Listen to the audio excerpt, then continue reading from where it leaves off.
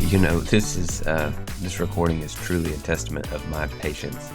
I am, if it isn't completely apparent, I'm sick as a dog today and completely under the weather. I appreciate having a goal to get out of bed and get something done, which is that I wanted to deliver you, the audience, this episode on a Friday morning. Happy holidays, by the way, my Christmas gift to you. However, these recording and editing today took an incredible amount of focus and patience because I was just miserable. And when you know it, like, this is my third take of doing the intro because this train kept coming to the background and ruining the recording. So I felt like it was too annoying to keep.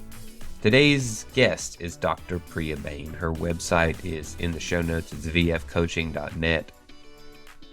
And that stands for Virtual Freedom, by the way. Her Instagram, if you just type in Virtual Freedom, you'll see her Instagram as well. She has a methodology called FAST, which is completely in the show notes. We talk about it during the show.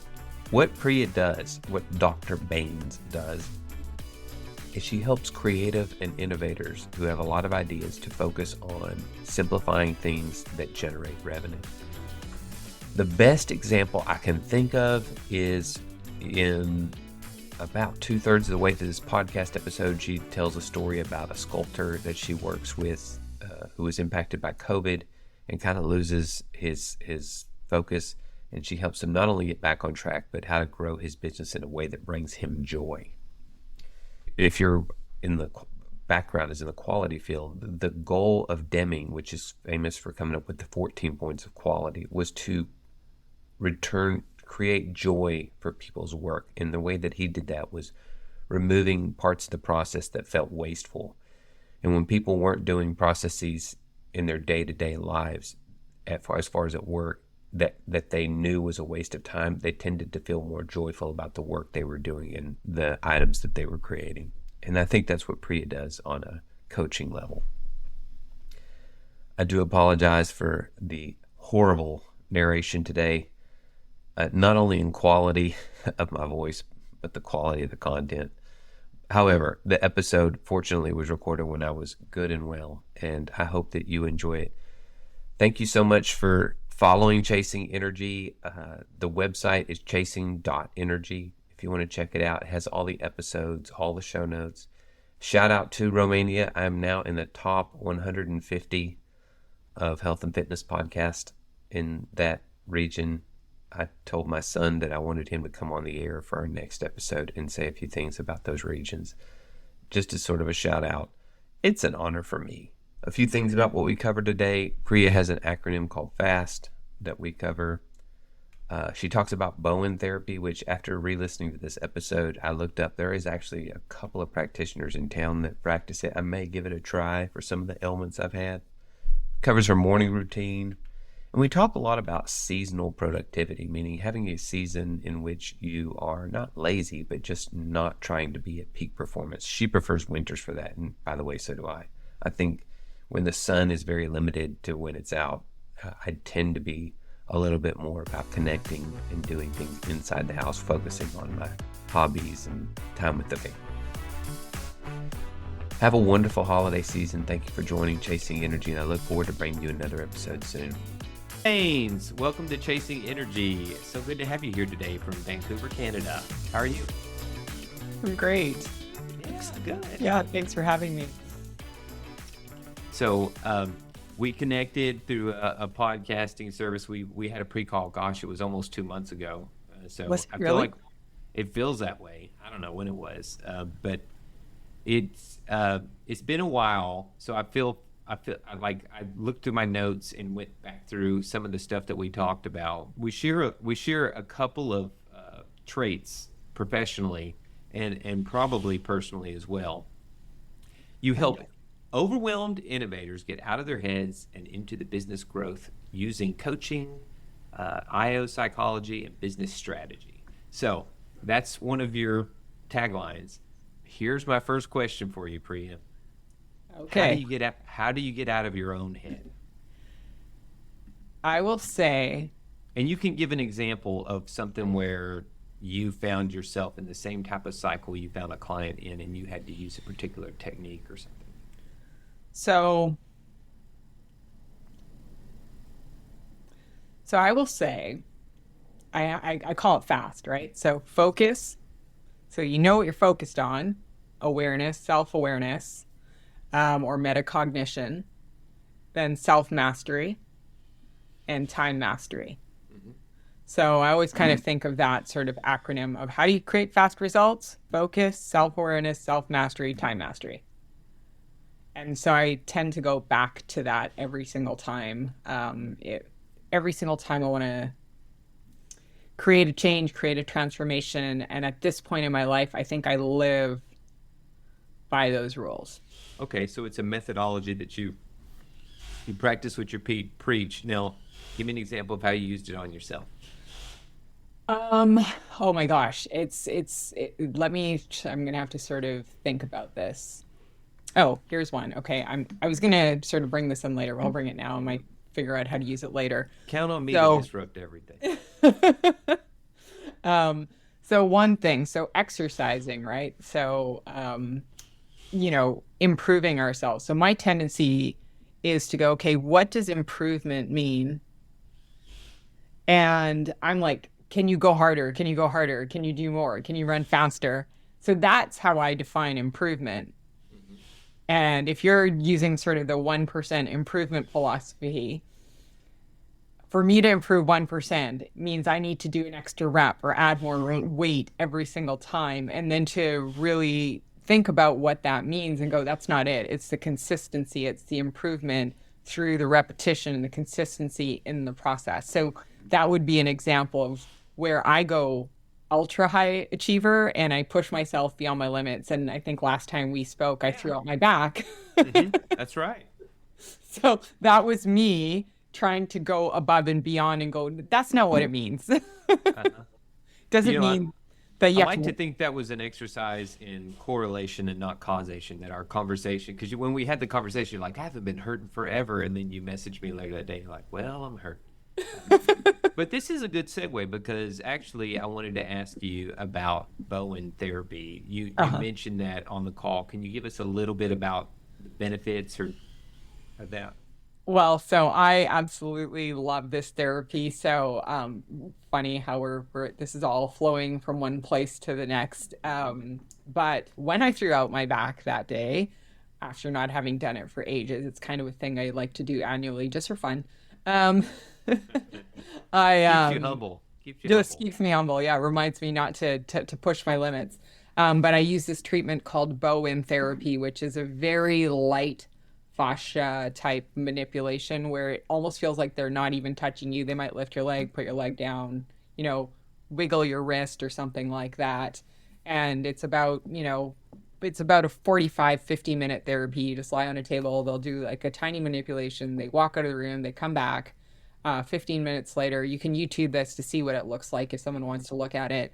But for me, it's literally one treatment, and I can walk in with like a completely like walking in at a 90-degree, okay, maybe a 45-degree angle. I don't get that bad. Kind of a 45-degree angle, and 50 minutes later, I'm perfectly fine. Like not even a tiny remnant of pain. It's insane, and I I discovered it through a naturopath that I know about 10 years ago or something like that. I had a frozen shoulder, Hmm. so I couldn't sit on a sofa, which had me working all the time because I was like, it's the least painful thing to do is to sit on a solid chair. If you're going to sit on a solid chair, you can never really relax. Yeah. Um, and so I had a frozen shoulder and I did the chiropractic and I did the massage and it was like a whole year. And then I got this one treatment and then 24 hours later, this thing I couldn't get rid of for an entire year was totally gone. Well, if they ever had a testimonial, that I don't think they could have, staged that any better than what you just said. So I don't know if there's a practitioner in my area, but I'm certainly going to give it a shot.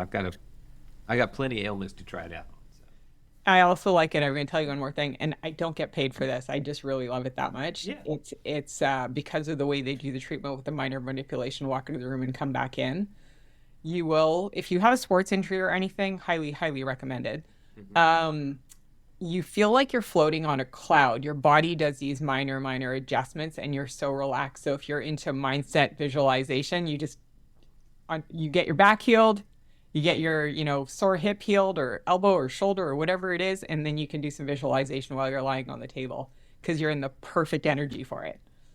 Wow. So it's a very coordinated healing effort. It's part, focus and relaxation and mindset, and it's part of what they do. Yeah, well, I just do the relaxation and mindset thing because I'm like, well, I feel really good right now. Yeah. What else am I going to do? It's a great practice regardless, right? Hmm.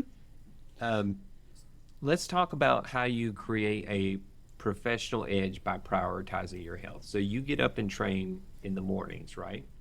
Yes, I have discovered. So some people like to train in the evenings, but for me, I have discovered that I've created this routine where I literally wake up in the morning and I do some mindset work, um, you know, get ready to sort of get out there, and I will do a workout in the morning. Well, tell me what you mean by mindset work. Give me an idea.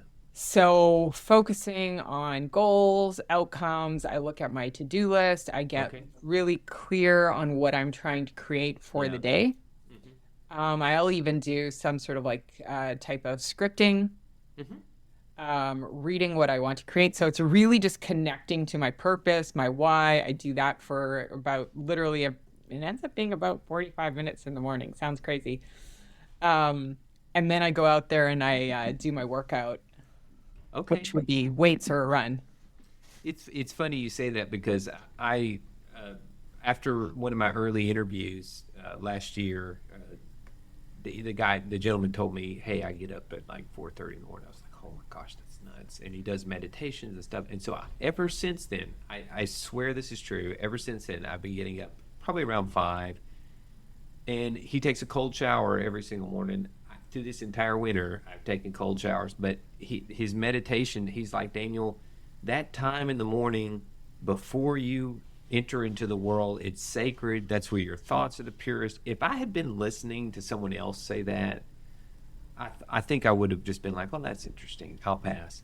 But because it was my podcast, I was like, well, I've got to try it now. Hmm. And I have to say, I I find there's so much joy and benefit to that time in quiet peace in the morning. And I've built my rituals.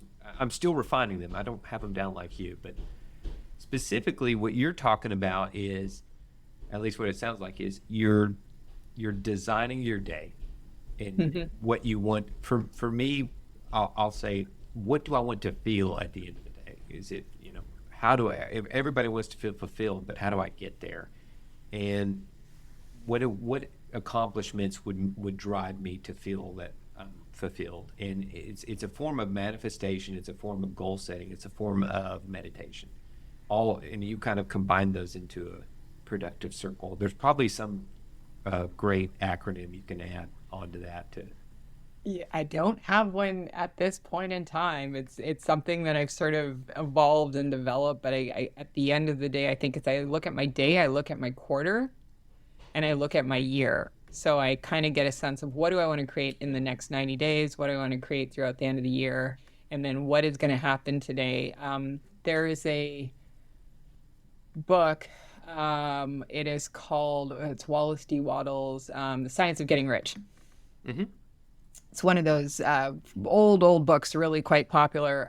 But there's one sentence in there that's always sort of struck me where it's like you want to get as much done in your day as possible without doing more than what's possible. And Okay. I think where creatives and innovators, and I think a lot of business owners in general get stuck and trapped, is they try to do more than Yeah. what's possible in a day. Like they go beyond reasonable and then they burn out.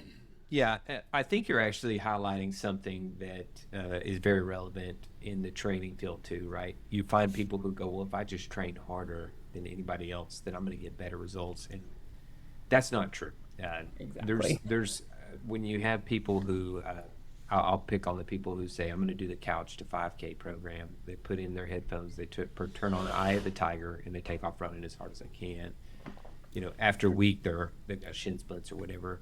I always say intensity is not a substitute for consistency, right? Completely So 100% agree. So the other part of that is to say, in training and probably in the business world too, it's there's something to be said for seasons as well, where you're like, okay, this is a development where I'm going to learn these new skills. I'm going to take on this big project. At the same time, you don't necessarily want to be in that all year round. So you're still Yeah. being consistent, but there are high stress times and whatnot. And I'm not going to preach on balance during this podcast, but it's certainly in the training field. I actually, Ryan Hall, who was the best American runner in the half marathon and marathon, still holds a lot of records.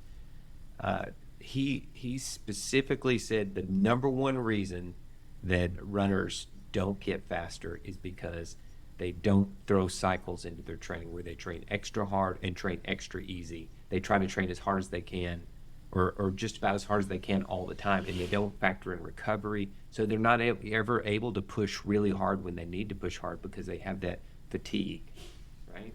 Right. I completely agree. And I think that's like people do that with their fitness. They can do it with their diet.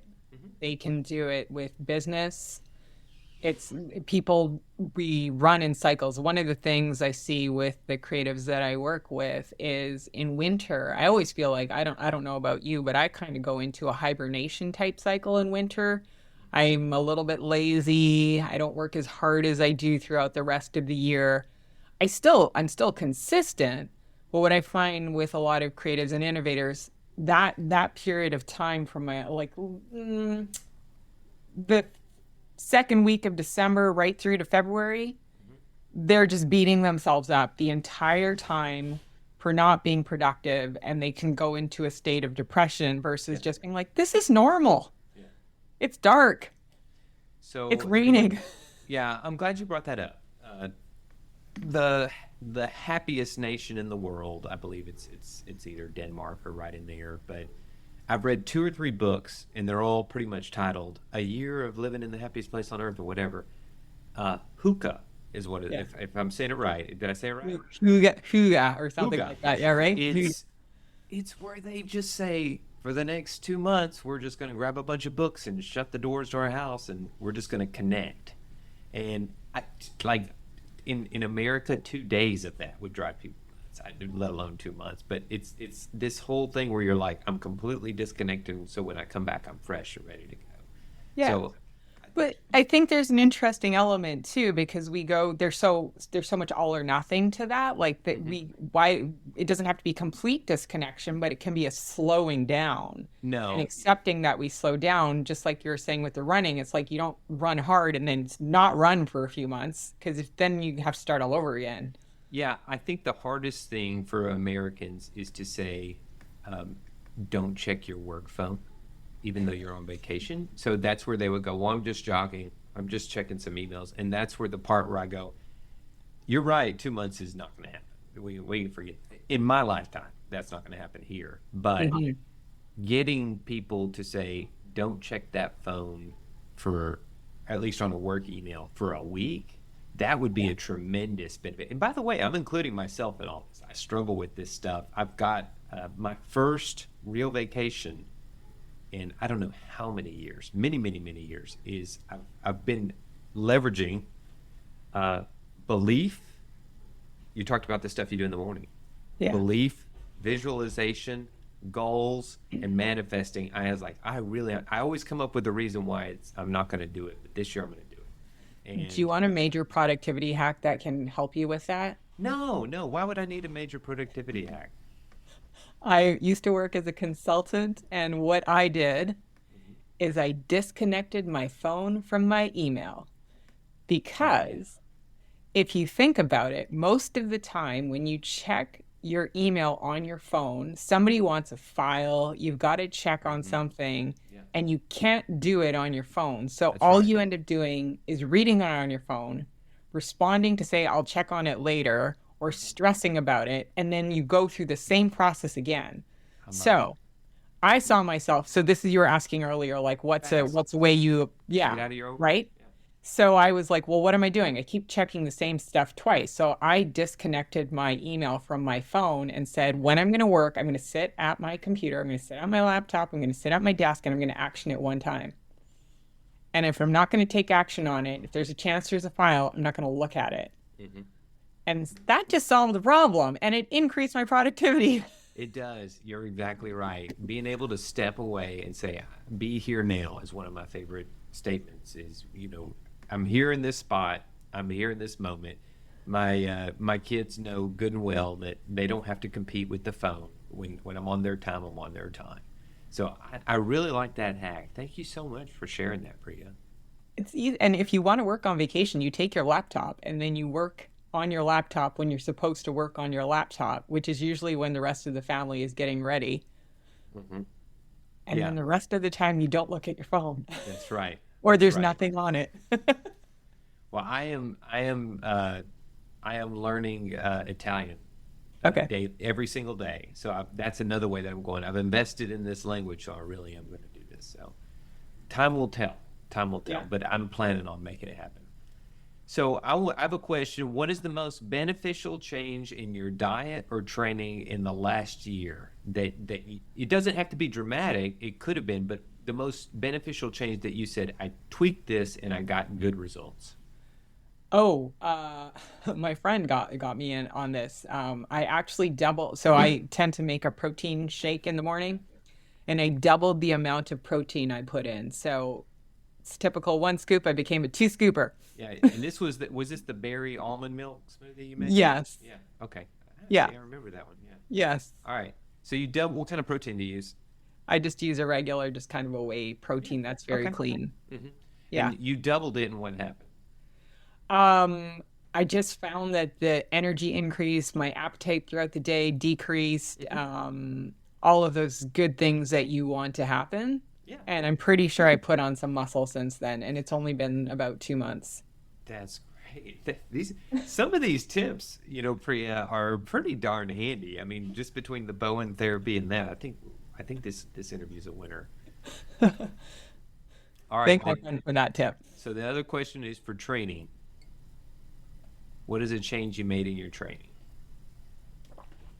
I have started to do less. Hmm. So I'm consistent, but so I think I was telling you when we connected earlier, I went through a David Goggins phase. So I was like, how far Oh can yeah. you run? How hard can you run? Yeah. Yeah. Which at the time served a purpose. It was a great mindset kind of a thing, which is why, This is why I said seasons are good. It's good sometimes to say, "Hey, I want to see what my breaking point is." uh-huh. And I found it when I think I kind of fractured my foot. Oh, wow. Yeah, you did find it. Yeah. Which, oh, there's an injury. I forgot about that one. Hmm. Um, and but now what I find is it's sort of part. So I think I probably prioritize mind if you look at things in terms of time. But what I've learned to do this year is I reduce my training time overall, but increase the intensity with this strat. So it's more hit training, Yeah. more intense weights. Versus I used to get caught up in that sort of mentality of you have to work out, an hour or it doesn't count. Yeah, it's funny you should say that because I've actually been doing very much the same thing, Priya, which is I had this tendency to go. My problem, and probably yours too, is it is not how do I get up the motivation to work out. It's how do I stop when I don't need to, or when enough is enough. And so my issue is I lift about every other day, or maybe 3 days a week, or whatever. And on those days, I'll think I can do another set. I can do another set. I can do another set. And at some point, I was like looking at it, and I was going, it's not going to serve you. And there was probably some sort of subliminal message there too that I've been hearing, where it's like you might want to leave a couple of sets of reps in the tank. You only want to go to the well every so often. And I was a pretty extreme person, Hmm. and I've actually found I recover better. I have more energy during the day because I'm not getting that burn throughout my body, and then also the offset of that is that I walk a lot. So that's the training where I go, this doesn't have to be intense, but I'm just going to be in motion. And I look forward to that walk all day. I look forward to that walk. It's about 45 minutes. And I do voice journaling and things like that during my walk. Listen to a lot of audiobooks. So that's an example where I've actually shortened the extreme training to be more compact and to the point and precise. And then with the other stuff, it's just don't worry about intensity. Just enjoy it, but stay in motion. Yeah. And I think that really applies, like, because we were talking about, I think we were sort of talking about how does this connect to our work too? And I think there's that tendency. It's like also very ingrained in American culture more than other places I've seen. I think probably other places too, but It's that'll pretty bad become, here. Yeah. yeah. Who can stay the latest? Who can pull the most overnighters? Yeah, Yeah, like that's like a badge of honor or it is. something Yeah. like that. But if you look at, when the creative process takes place, it does not happen while you're sitting at your desk working. Most of us are creative when we're on a run, which is part of why I love running because I'm like, wow, I just came up with like 1,800 things to write about. Or, everyone knows you come up with those ideas in the shower. Like those creative moments happen in our downtime. And if we're in these corporate environments where there is no downtime, how much genius are we missing out on? Because we're not giving people downtime. I had this was the coolest thing ever. When I was in university, I had a moment, I had a sort of a job working in a lab and we were looking at expectation states and gender roles and women and whatnot. And my professor at the time, she told me, she's like, I want you to charge me whenever you're walking around campus. So I got to get paid for walking around because she said you come up with the best ideas for the lab. So I want you to charge me for walking around campus. And I was like, that is awesome. I like that. That's great. It's a big campus too. Yeah. Well, in Seven Habits of Highly Effective People, Covey preaches that you can buy a man's hand, but you can't buy his heart.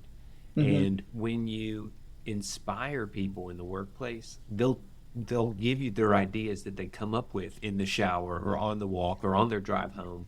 And the second thing I want to add to that is, in general, now a lot of people can certainly, it varies from person to person, but in general, some of the most productive and creative time is those first few hours of the day. And what I tend to do, hear that song. Wow, that's loud. Nice. Yeah. I like to think that the bathroom is just going to be so amazing when they're done. They're being productive and creative with a saw. Yeah, yeah. I heard something the other day. I was reading a book, amazing book. I highly recommend it to you, Priya, called Strength to Strength. Uh-huh. And he was talking about the difference. He was going through one of the biggest Asian museums that is in existence. And he said, you almost have to have a guide because there's so much art. Yeah. And the gentleman who was given the tour, I'm going to botch this because I haven't said it out loud before, but the gentleman who was given the tour was saying, when you see art, what do you see? And when you start a project, and he pointed out that we see a blank canvas, and we can put on there whatever we want. But he said the Asian culture is designed that the art is already created. You just have to grab it and direct it to the canvas. And it's this whole different mindset of, we just talked about the bathroom, where I think it was Michelangelo that said, oh, the beautiful statue of David was inside the marble. I just had to free the marble to get out of the way, right? Yeah. Yeah. So maybe there's some type of segue in there to being your best self, but I didn't do a good job with it. I think there's kind of I think there's a layering. So I kind of, so I'm going to give you the segue possibly. Oh, I look at it, I kind of say this sometimes as I paint people, right? And what I mean by that is there is something there with a creative person, and the types of creatives I work with, sometimes They can't clarify their ideas. There's all these sort of different things that are happening, and they come across scattered, right? So I call them brilliantly scatterbrained individuals. Mm-hmm. And I help them sort of design like that sculpture within them. So I think it's with us as well. It's this delayering that we have in becoming our authentic selves, defining what really drives us and really owning what drives us and erasing all those social expectations. So it's sort of like the social expectations that shut us down are the stone. And as we carve away at it, we see the beautiful statue underneath, mm-hmm. or the blank canvas that we start with. Because when you paint, even if you have an idea in your head and you know exactly what it's going to look like, or you start with a blank canvas, the end product is never exactly as you imagined it to be in your mind, but it's right. Beautiful nonetheless. That's exactly right. And if you ask any musical artist, I used to play music, and they'll tell you no album ever gets completed. You just run out of time and money. You have to put it out. Yeah. So on that note, and you may have kind of answered this, but what tips do you provide your clients on creativity, innovation, and divergent thinking? Because you kind of painted a picture there that they have segments of ideas and then you help to organize it.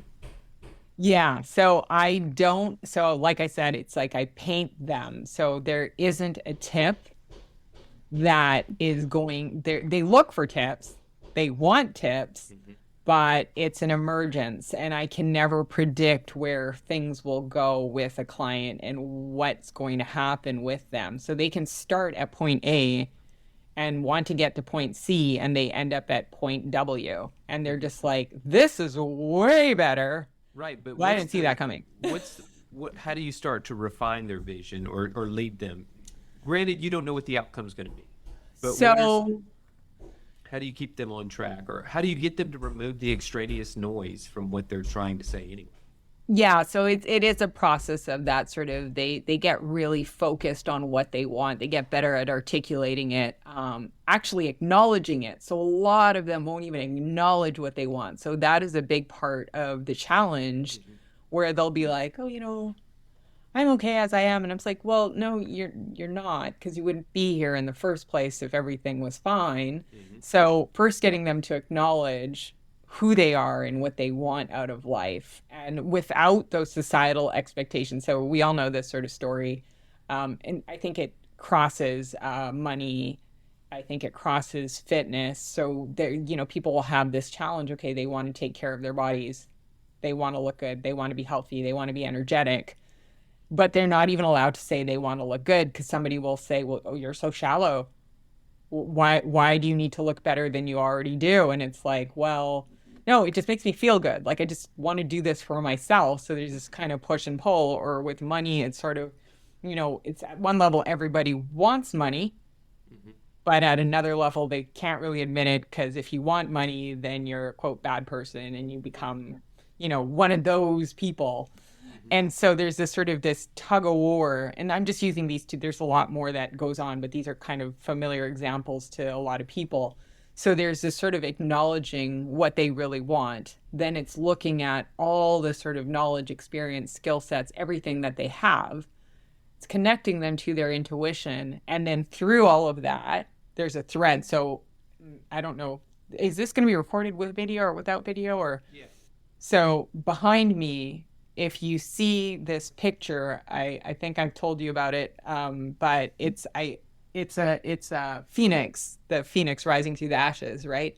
But it's all these little dots, right? So that's all the possibilities of all the things that they could be. And when I work with them, you can kind of see this sort of black line that comes through the middle. Mm-hmm. It's like pulling that thread from all the dots and giving them their guidance so that they just fly and they take off and they do their thing. So I don't know if you were thinking that and you're like, remember the thing behind you? Oh. No, it wasn't. But it's a beautiful painting. That's the first thing I thought. But now that you've added some context to it, so you consider yourself like the black thread in a lot of situations? I'm the person who helps them discover the thread. Oh, okay. All right. Yeah. I'm not the thread. I guide them so they discover it on their own. And mm-hmm. one of the things is and I don't know how to describe it, but there is a moment when you hit on it and they just light up. Hmm. They just absolutely light up because it's sort of, people are always nice. So they'll always say, oh, yeah, yeah, yeah, I agree with that. Yeah, I agree with that. Right. And you're like, no, you don't. Not yet. We haven't hit on it. But there's a moment when you hit on this thing with them, and then just like things, just everything all of a sudden starts to fit together. So I have this sort of strange example of this artist I work with. He's a sculptor. Um, he did some fairly big projects, and then COVID happened, and went through a lull. And he was not happy. Like there was this period of time he's like, I don't want to work on my computer. I don't want to post these things. I don't want to do these things. I just want to be in my garden, be in my garden, be in my garden. And then he was also a sculptor, so it was like, well, there's this gardening thing, and then there's some like business work that you need to do. There's a sculpting thing, and it wasn't like it was just like it was separate pieces. So what ended up happening, and I couldn't have made this up until it came to fruition, he ended up building this very long table to have people gather, all sorts of artists and chefs and musicians and architects gather at this very long table that he has in the garden that he's built. And then he's got his sculptures around there. And now people are starting to invite him to sculpt for their very luxurious gardens, right? But he was like making sculptures for museums. So the brain doesn't even make those connections naturally. And then it came out, and then he's now able to find how everything flows together. And he does it seasonally. So we were talking about that sort of seasonality. So he gets to fulfill all aspects of himself at different times throughout the year, and they just make sense for him now. Oh wow, that's a But I great. couldn't have made that up. Like I'm not that good. So it sounds like one of the approaches, and you can correct me here, one of the approaches that you do with both your business partners and your friends, you acknowledge the delta between. So you talked about, and they say everything's fine, and you say it's not, or I wouldn't be here.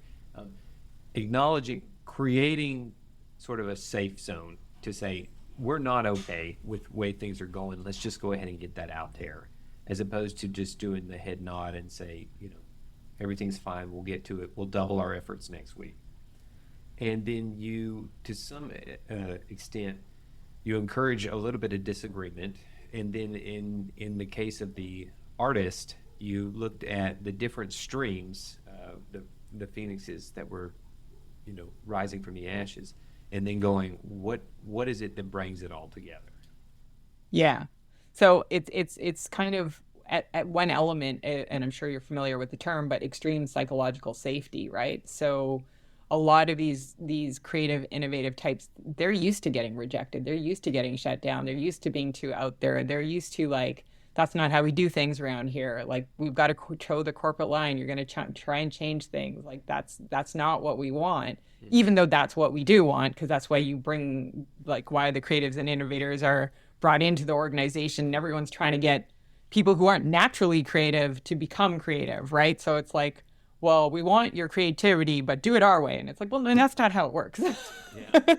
The essence of creativity is not doing it your way. Um, so it's an extreme sense of psychological safety, emotional safety, testing, trying, and allowing those opportunities. And then sort of that's sort of my process, my kind of proprietary process is providing that sort of structure and environment for all of that to evolve. Yeah. Great point. And if 100% of your projects are successful, then they're not very stretch oriented or growth projects. So Yeah. And if very there's well. no surprises, it's definitely not creative. All right. So we've covered a lot here. I want to be respectful of your time. Can you talk a little bit about where people can find you and engage with you? Yeah. So I'm under virtual freedom. So you can go to Instagram and it's virtual_freedom. Mhm. So you can find me there under Instagram. I have a training there you can watch, and you just have to go click the link in the bio. I also have a group on Facebook called The Abundantly Creative Mind, and my website is VF as in virtual freedom creativecoaching.net. And that's really the idea of creatives are so free, but they're not entirely free. So it's like a virtual sense of freedom. And then we work in a virtual world. Okay, so in a nutshell, do you help creatives sort of focus on what it is they're trying to make or get out of their own way or what? Yeah, so they often show up with too many ideas. They're overwhelmed. They burnt out, overworked. They're just driving, driving, driving, and they're going, "Well, I'm smart. Like I've got all these degrees. I've got all these certifications. They've got so many things because their knowledge. Can I? Yeah, they're knowledge whores. They like to take in a lot of information." I think that I fall under that category, by the way, because I keep thinking whenever there's some big thing I need to accomplish, I go, and I will. But as soon as I read this next book, it's going to give me the insight that I need to. And I know I've done this enough to know that's just an excuse. There, there, there's no substitute for action and discipline and routine and ritual. So, as much as I Yeah. love to pretend it's one audiobook or article away, it generally never is.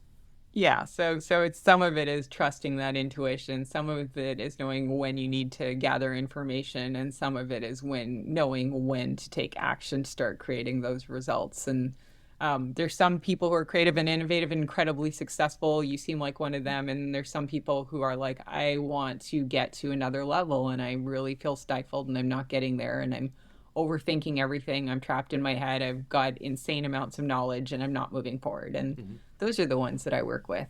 Oh, okay. I think I fall into the latter category Oh, there. okay.